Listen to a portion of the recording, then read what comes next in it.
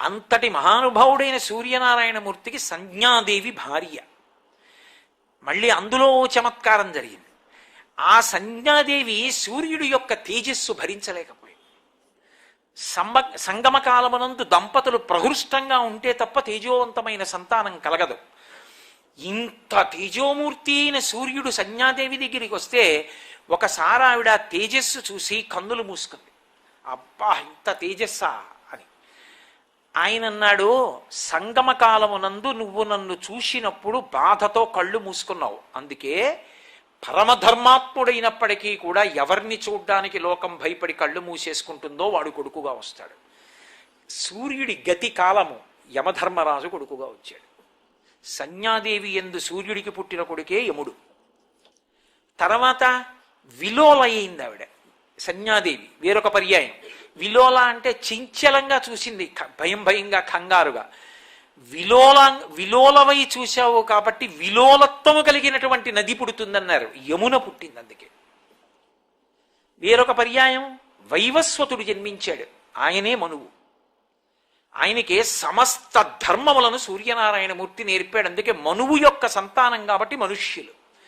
అక్కడ నుంచే మనుష్యులందరికీ కూడా ధర్మశాస్త్రం అలవాటైంది. మహానుభావుడైన సూర్యుడు చెప్పింది అదంతా.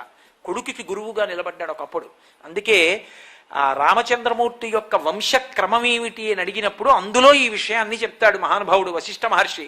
చెప్తూ అవ్యక్తము బ్రహ్మ, మరీచి, మరీచి యొక్క కొడుకు కశ్యపుడు, కశ్యపుడి కొడుకు సూర్యుడు, సూర్యుడి యొక్క కొడుకు మనువు, మనువు యొక్క కొడుకు ఇక్ష్వాకువు, ఇక్ష్వాకువు యొక్క కొడుకు కుక్షి, కుక్షికి వికుక్షి, వికుక్షికి బాణుడు, బాణునికి అనరణ్యుడు, అనరణ్యుడికి పృథువు, పృథువికి త్రిశంకుడు,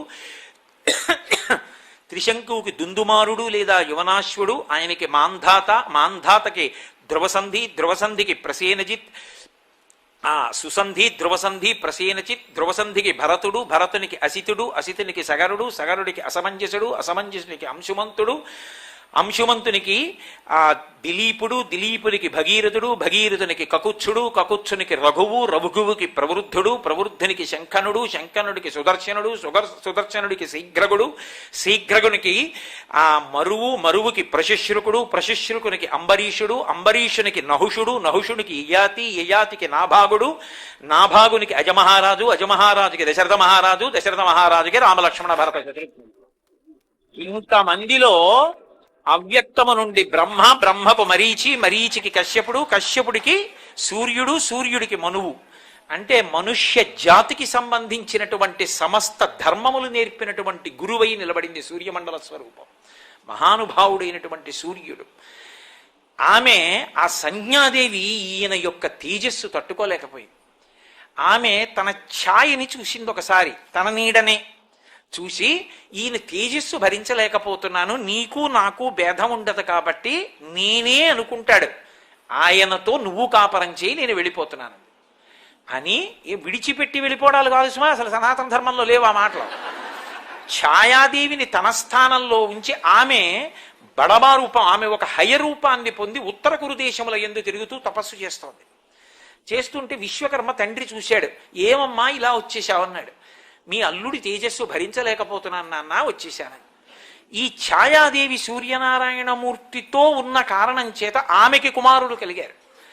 ఆమెకి కలిగినటువంటి మొదటి కుమారుడు శనైశ్చరుడు.